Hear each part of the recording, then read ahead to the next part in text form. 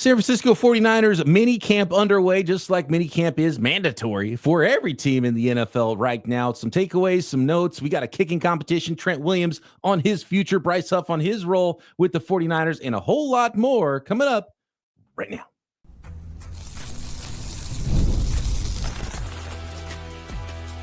You are Locked On 49ers, your daily San Francisco 49ers podcast, part of the Locked On Podcast Network. Your team every day.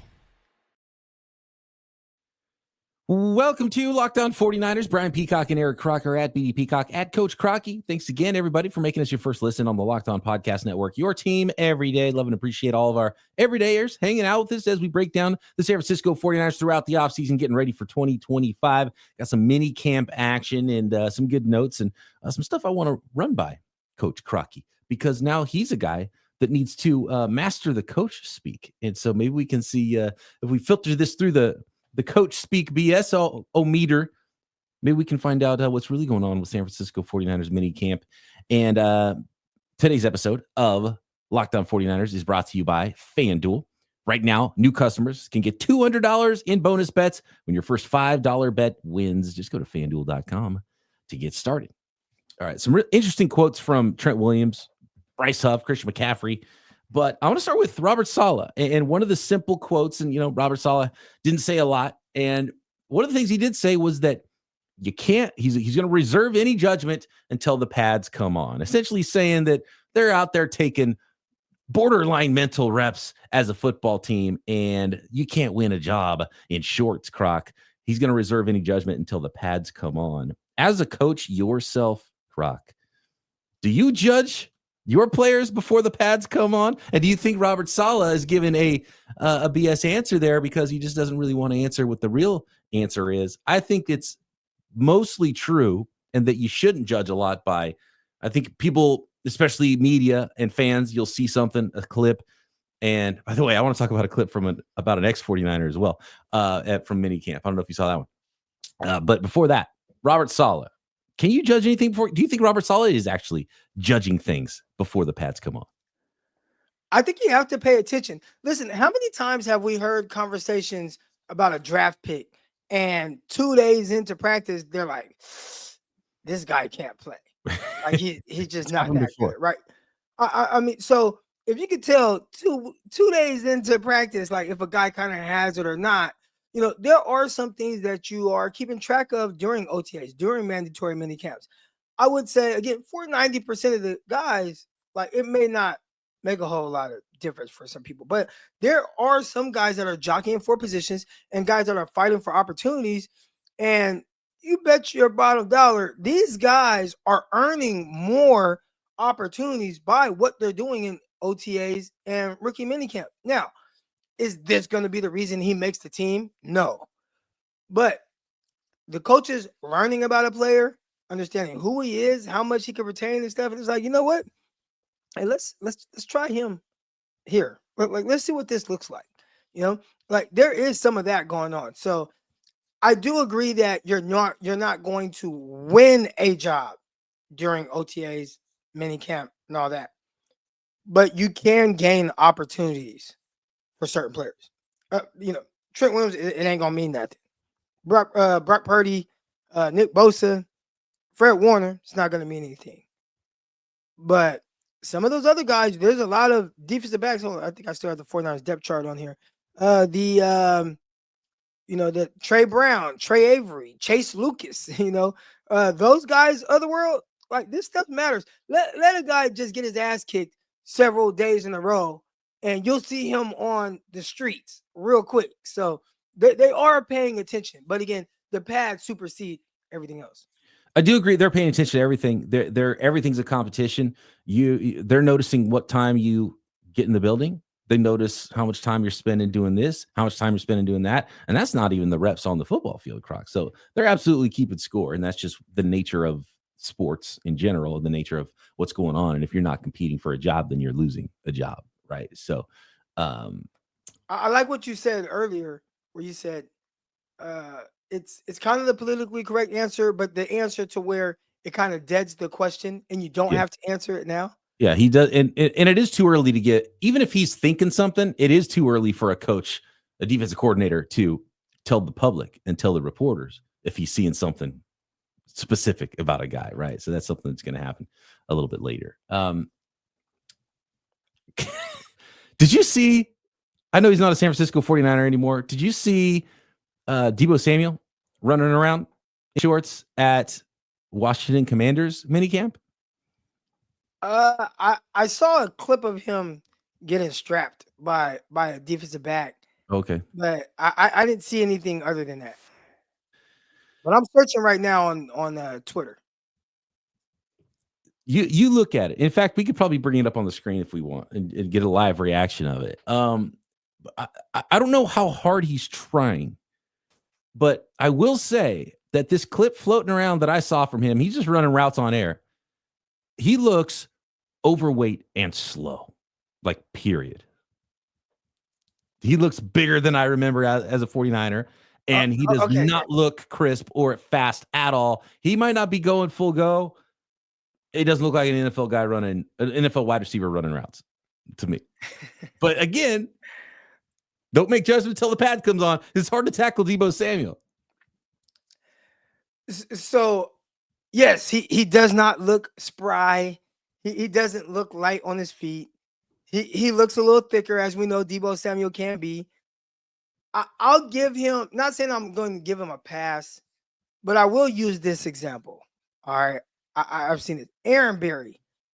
I remember Aaron Berry. He's a cornerback. He came from the Detroit Lions and he signed with the New York Jets. And he was like way out of shape in the OTAs and minicamp. And I was thinking like, man, this is how these dudes show up to minicamp and OTAs, like 15 pounds overweight. And you know, at the NFL level, they'll give you a weight that they want you to get to. So like mine, I had to be between 193 to 195 when I was around 198 at that time. Nah, the best version of you will be between here. So this is where he wants you. So a guy like Aaron Berry, who was like 5'9", 5'10" corner, is like, hey, you need to be at like 190. And he was heavier than that. And then we showed up for training camp, and it was like boom, boom, boom, abs everywhere, muscles everywhere. Like he just kicked into shape.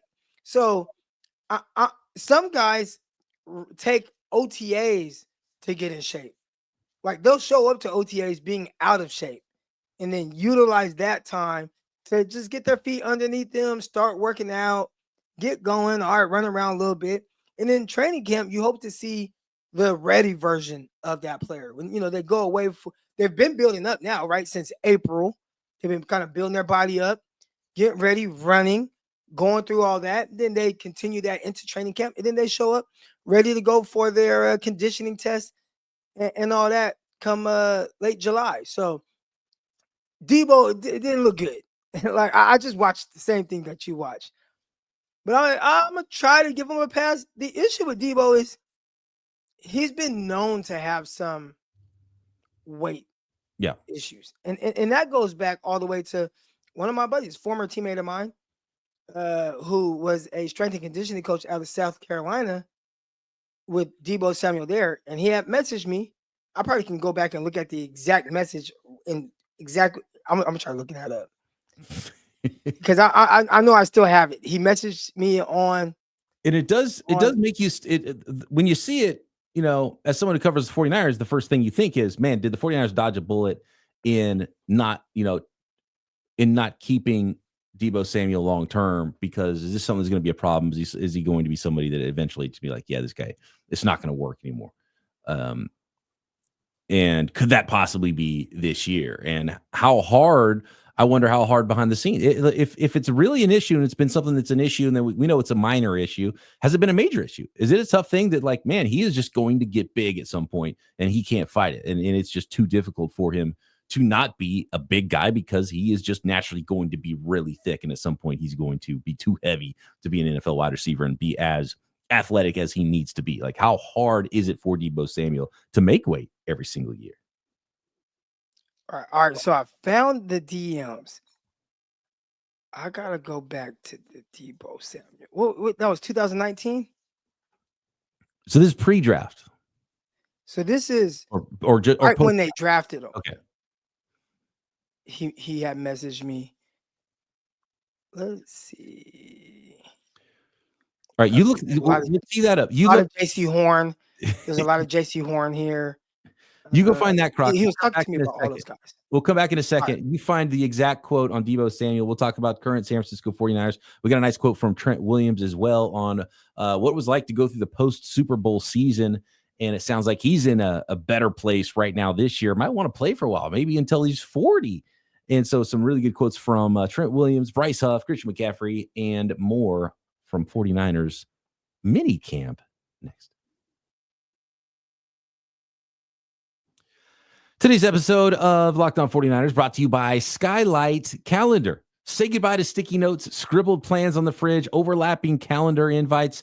The Skylight Calendar is here to bring clarity to the chaos and help families stay organized without the stress. Sleek, digital display syncs with your existing calendars, Google, Apple, Outlook, and more, making it simple to track appointments, practices, dinners, and reminders all in one easy-to-see place. My brother and sister-in-law have this thing. It looks fantastic. They got 3 kids. They keep everything on track. It's all right there. And it's so important to eliminate that I don't know excuse from your family's vocabulary and your family's routine, because it's all right there in crystal clear, beautiful 15-inch HD display. And right now, Skylight is offering our listeners $30 off their 15-inch calendars by going to skylightcal.com/NFL.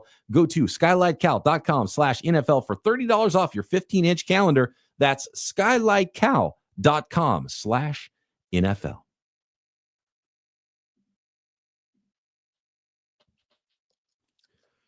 All right, Croc, do you have the quote on Deebo Samuel before we move on post-draft in 2019? I have the quote. So this was actually pre-draft. Okay. This conversation. So the 49ers hadn't even drafted Deebo Samuel yet. So this is January 24th, 2019. Senior Bowl. I tweeted out. I said, I'm definitely drinking this Deebo Kool-Aid. And my guy DM'd me. He didn't want it on the timeline. And he said, haha, Deebo is a dude, man. Good kid, too. So I kind of mentioned some of the things I was seeing on film and who I compared him to, which I said young Pierre Garçon, which is not exactly how his game ended up playing out. Interesting. And he had this to say, 100% he's built like a running back, strong as SHIT in the weight room, just has to stay in shape and stay healthy. I said, does he get out of shape sometimes? That could be tough because he's already damn near 220 pounds. He said he should play at 214. He's definitely a guy when he stops exercising, he blows up rather than lose his weight. Mm-hmm. So that was pre-draft kind of information on Deebo. And I think we've seen that kind of struggle. He's definitely not 214. Definitely not 214. We ain't seen that Deebo. And as we know, Croc, as we age, it doesn't get easier to stay slim, right? And so that's something that, and we'll see if he's able to. We'll maybe compare and see what he looks like in camp. But again, something that might have been difficult for the 49ers going forward, and maybe they dodged a bullet not doing another deal and keeping Deebo around long term. Obviously, we're overreacting. Robert Saleh said not to do it about shorts before the pads come on. So we'll see how that thing goes there. And I do want to mention the guy that the 49ers chose essentially over Deebo Samuel, Brandon Ayuk, with a long-term contract last year. And if he's maybe underrated versus based on some of the stats that he's put up so far in his career. Next, Croc, I want to talk about Trent Williams here. And actually I'm going to bring up the video and so we can get the full quote from Trent Williams talking about how things have gone for him the last 2 years and where he's at right now as the 2025 season gets closer and his mindset in camp, talking about the last 2 off seasons. Yeah, I think it was much needed. I mean, it's 2 extremes, right? You go from having the shortest off season to having the longest off season that you can be allowed as an NFL team. So, one thing it was very difficult to come back after, what was kind of, I think a lot of people, one of the most traumatic events you experience in sports, just losing the Super Bowl and the depression that comes behind that. And then, only having a little bit of time before it's right back to, OTAs and some workouts and trying to put something behind you that's it took me a long time. Like even on into the last season, even playing the Chiefs again, I felt that hurt, So I think I say that to say, I think this offseason it could have been a blessing in disguise. We'll see. We obviously refresh the roster, and we got some younger guys. But I think in the long run it should help us having that time off. So it's interesting. I mean, he talked about a depression and how hard it is to come back after a Super Bowl and losing the Super Bowl, and how quick you are back to it in a shorter off season like that. And obviously for Trent Williams, missed some time, had some injuries last year as well, only played 10 games for the 49ers in the 2024 season. And it sounds like, he's mentally in a much better place coming into this year. And that this offseason was a blessing in disguise, he called it. And he even talked about maybe playing until he's 40, but he said if there does come a time when he decides not to retire, and this offseason he didn't think about retiring, and that wasn't a part of his thought process this year. If he does decide to retire, he's going to let the team know plenty of time so they can make the plans and figure out what to do. So that was all good to hear from Trent Williams. And Trent Williams is always really thoughtful when he speaks. He doesn't speak a lot, but when he does, I always perk up and listen to what he says. So I loved hearing him talk about that and being real about a lot of the stuff that we talked about last year. Remember in the offseason, it just felt weird and felt off with the 49ers. And some people, would say, we're saying, that's all, it's hogwash, making too much out of the holdouts and making too much out of all this other stuff. Like, no, it was real. The team wasn't in a great mindset going into last year. And there's a little cloud over the team. It feels like they're in a lot better place right now, really team wide throughout the locker room. I told my buddy last year, I'm like, man, the vibes are kind of off. And like, nah, Croc, you're overthinking it. And we talked about it on the show, man, the vibes are kind of off this offseason. And they were off. And now we understand too, just maybe the losses, man, back-to-back years. You have the conference championship game, you have the Super Bowl. Like he said, you're having these really long seasons. There are guys by, first week of January 1st, around there, like their season's over with. They're partying. 49ers, they're playing and practicing a whole month later, trying to achieve a Super Bowl win when other guys are going on vacations. And to put in all that work, to play an extra month of games, and then lose at something that everybody's playing for, like Dan Marino. Dan Marino went to a Super Bowl in his second year, or is it rookie year? I think it was year two. Year two, and never went back after that. Never. Like, as great as a quarterback as we view Dan Marino, he went to that one Super Bowl, second year in the league, never went again. Aaron Rodgers, was it third year in the league? He went to a Super Bowl, never won again. So these things are really tough. So when you fight your whole career, Trent Williams has played a lot of NFL seasons now, his whole career, to get to this moment, and you lose, like he wasn't a part of the 2019 squad. So you buy in, you put in all this work, working throughout the offseason, all that, your body taking a beating, he's missing some games here and there, going through all these things for this moment, and you lose. And then it probably is taking a toll on these guys to say, you know what, like we gotta get back now. You gotta go and do it all over again with a new squad, and it's difficult. And you think about how intense, like those last 4 or 5 games that you play are way more intense than the first 5 games of the season too. So it like going through the tournament, like, going from December, January into February playing football probably feels like an entire season by itself. So that can take a lot out of you for sure. Yeah, heck yeah. Looking at some more quotes here. Christian McCaffrey says he feels great. I think that's probably what we expected him to say, whether he actually does feel great or not. And to be honest with you, I think he said he felt great last year too, right? Before missing most of the year. He did say, I think this offseason I spent a lot of time kind of building back a base starting from scratch. So a lot of it was rehab, and I wanted to put myself in a position where I didn't miss a day of OTAs and I could practice and play football again, be healthy and not miss a day. And I did that. So that's where Christian McCaffrey is. And for a lot of the team and, there's a lot of guys that aren't out there practicing. Some guys taking veteran days off. And Christian McCaffrey, we know how he's wired. We know how he does it. He's not into the whole veteran day off thing. He's not into any days or plays off, really, period. And that's what it's all about. And that's what makes him so great. I think for CMC, it's not even so much about how you feel right now. It's like how you feel after 4 weeks, or when you try to make that explosive move. Yeah, does your body react the same, or are you putting too much stress and strain on some of these muscles that are starting to not be as limber as they were when he was a little bit younger? Like that's the part. So like he looks good right now. There's a lot of people nitpicking at what it looks like when he's running, and he looks good. It looks great. What does he look like at when he now has to exert more energy to do certain things, and is his body going to hold up? That's where he's such a professional. He's going to take care of his body.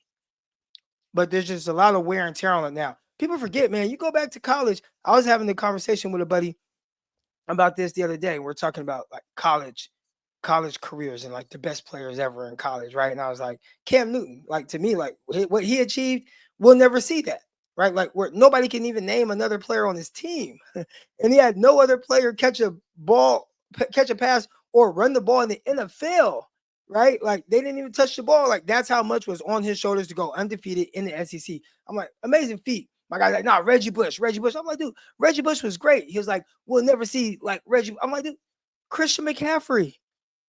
And I'm not saying he was Reggie. Like it may have looked slightly different, but he was amazing. Christian McCaffrey was amazing at Stanford. I say all that to say the wear and tear on his tires, that tread, it started way back then. He touched the ball a lot at Stanford. And then to go to Carolina, where you're kind of everything with that team for 4 years. And then you go to the 49ers, where Kyle Shanahan doesn't believe in taking you out and you don't want to come out. There's a lot going on with that body, regardless of how old people feel like he is or how young they think he is right now. So that's just one thing to kind of keep note of with Christian McCaffrey. There's a lot of carries and a lot of wear and tear on those tires. This episode of Locked On 49ers brought to you by FanDuel, America's #1 sports book. The NBA playoffs, they're here. Finals are here, and every night delivers highlight-worthy performances, major momentum shifts, series-changing plays, and can't-miss moments, whether it's a game-winning shot or a breakout player. There's never been a better time to get in on the action. FanDuel makes it easy to stay in the game before tip-off and live during games. Talking about player props, performance trends, same-game parlays. Fans have more ways than ever to play smart and win big. Which players are going to show up in the biggest moments? Track the trends and help you build yourself your next bet. Live prop bets mid-game based on how the action unfolds. And yeah, how about $200 in bonus bets to add to the excitement if your first $5 bet hits?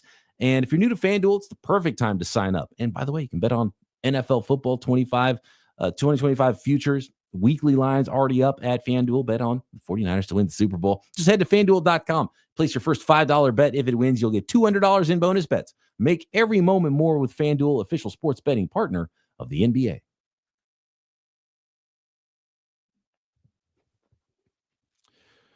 All right, Croc, taking a look at Bryce Huff's comments from OTAs and how he is used. And we've talked a lot about this offseason and the draft and talking about how these players compare. And it's not just our comparisons. The team is comparing guys to former players under Robert Saleh. And they're doing it again with Bryce Huff. And in fact, going back to his time with the New York Jets, Robert Saleh was showing Bryce Huff clips of, guess who? D Ford. And, yeah, Bryce Huff said, we did watch a lot of D Ford film in my earlier years in Saleh's scheme. He's definitely a guy I've watched for a long time. We have the same type of stride, and that's just something that Saleh showed me so I could work on my timing with some of my moves.